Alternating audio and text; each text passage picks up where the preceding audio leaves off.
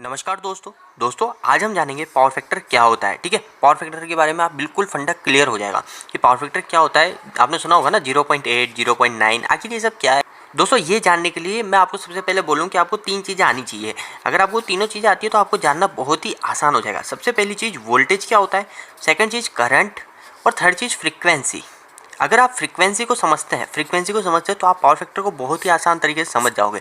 तो दोस्तों मैं शॉर्ट एंड सिंपल तरीके से इन तीनों को एक बार आपको बता देता हूँ। दोस्तों जैसे एक वायर है, ठीक है, ये एक वायर है।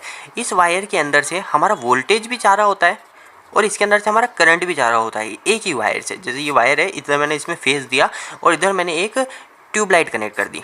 ठीक है, एक ट्यूबलाइट कनेक्ट कर दी और यहाँ पे एक मैंने न्यूट्रल दे दिया और ये फेस दे दिया। तो इसी वायर के अंदर से मेरा वोल्टेज भी फ्लो हो रहा है और मेरा करंट भी फ्लो हो रहा है। ठीक है, तो जो वोल्टेज जो फ्लो होता है वो वोल्टेज हमारे करंट को धक्का लगाने के लिए फ्लो होता है। ठीक है, तो दोस्तों फ्रीक्वेंसी क्या होती है। अब आती है बात की फ्रीक्वेंसी क्या होती है। तो फ्रीक्वेंसी के लिए दोस्तों आपको दो चीज़ सुननी है, एक AC और एक DC। तो आपने एक बार जरूर सुना होगा कि इंडिया के अंदर हमारे जो गवर्नमेंट सप्लाई करती है वो 50 हर्ट्ज फ्रीक्वेंसी को सप्लाई करती है। पर दोस्तों डीसी के अंदर हमारा फ्रीक्वेंसी नहीं होती है, वो 0 हर्ट्ज होती है। ठीक है, या फिर आप ये भी बोल सकते हैं कि इसके अंदर फ्रीक्वेंसी होती ही नहीं है। ठीक है, इसको मैं अभी आपको अच्छे से समझाता हूँ।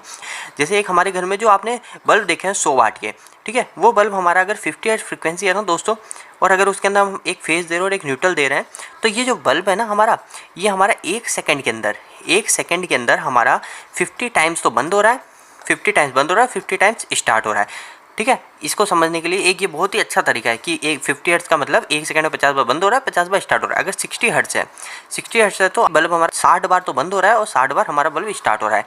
दोस्तों अगर आपको ये चीज़ देखनी है कि आखिर ये कैसे होता है, तो दोस्तों एक हमारा एक डिवाइस होता है VFD करके।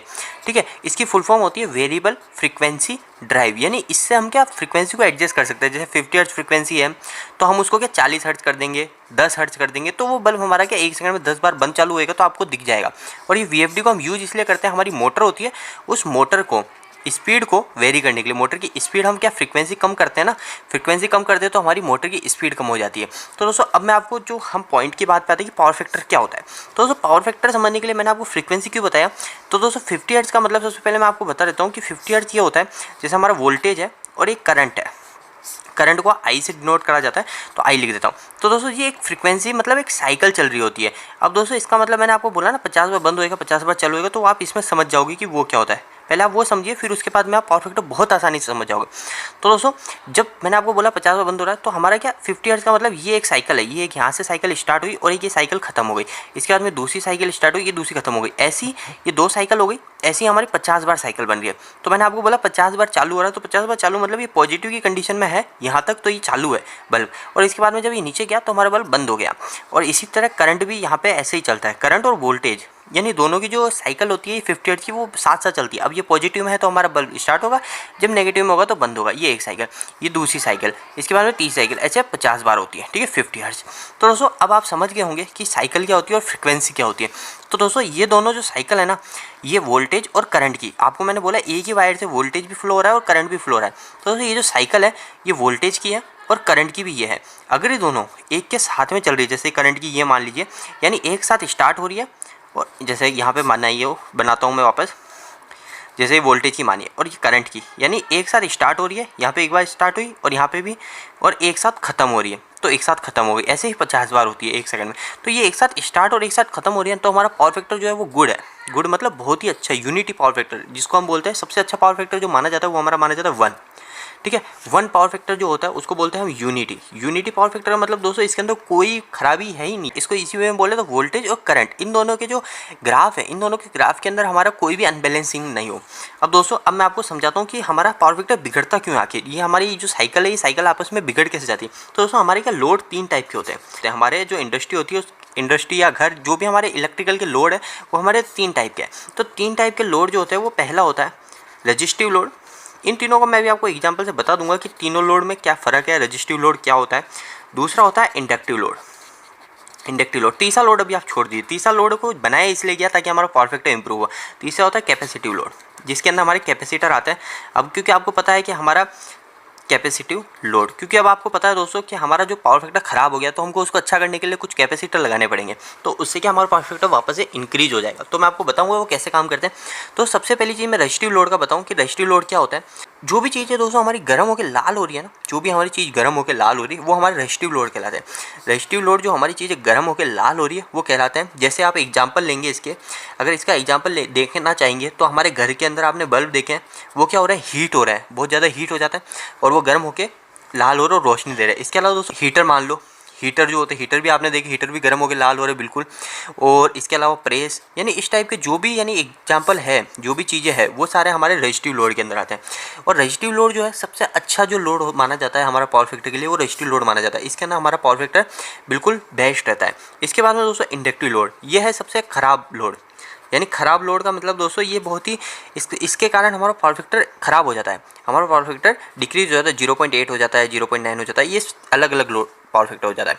तो दोस्तों इंडक्टिव लोड के अंदर कौन कौन से लोड आते हैं, यानी इंडक्टिव लोड के अंदर एक वायर है, उस वायर की कुंडली बनी हुई है, यानी कोयल बनी हुई है, कोयल बनी हुई है और वो किसी से चिपकी हुई है, यानी कोई लोहा है उसके ऊपर हमने कोयल लपेट दी और क्या हो रहा है उसके अंदर, यानी जो भी चीज़ें हैं, जो भी चीज़ें जिसके अंदर कोयल है और वो रोटेट हो रही है, यानी जैसे एक मोटर है, एक मोटर के अंदर हमारे कोयल भी होती है और मोटर के अंदर रोटर जो होता है वो घूमता है, तो यानी वो सब इंडक्टिव लोड के अंदर था। और कैपेसिटिव लोड के अंदर हमारा कैपेसिटर आता है, कैपेसिटर। अब दोस्तों मैं आपको तीनों के अंदर बताऊं कि आखिर होता क्या है। मैंने अभी आपको जैसे बताया था कि ये देखिए, ये वोल्टेज की वेवफॉर्म हो गई और ये हमारी करंट की वेवफॉर्म हो गई, ठीक है। अभी आप मानिए कि दोनों साथ में है।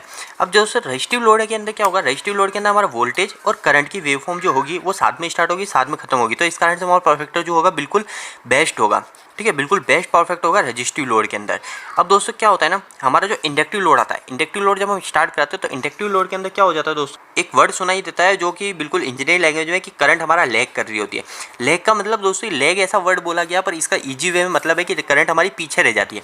अब जैसे मैंने आपको बताया ना वेवफॉर्म कि दोनों साथ में चलनी चाहिए, करंट की भी और वोल्टेज की भी। जब इंडक्टिव लोड हम कनेक्ट करते हैं तो इंडक्टिव लोड कनेक्ट करने के कारण हमारा जो एक मोटर मान लीजिए, मोटर कनेक्ट करते हैं तो हमारा जो करंट होता है करंट लैग कर जाता है, करंट लैग कर जाता है मतलब ये वोल्टेज की वेवफॉर्म है और ये हमारी करंट की वेवफॉर्म थोड़ी पीछे हो जाएगी, यानी करंट की वेवफॉर्म ये यहाँ पे ऐसे आ जाएगी और यहाँ पे खत्म हो जाएगी, तो करंट की वेवफॉर्म पीछे हो गई।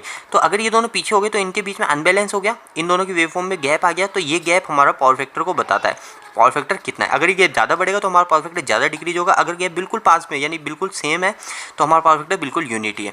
तो दोस्तों कुछ इस प्रकार होता है। अब दोस्तों क्या होता है, तीसरी चीज़ होती है हमारी कैपेसिटिव लोड। कैपेसिटिव लोड को इसलिए बनाया गया क्योंकि दोस्तों देखो अभी हमने यानी इंडक्टिव लोड लगाया, इंडक्टिव लोड लगाया तो हमारा करंट जो है करंट पीछे हो गया, तो अब क्या कैपेसिटिव लोड के अंदर ये होता है, कैपेसिटिव लोड क्या करंट को आगे कर देता है।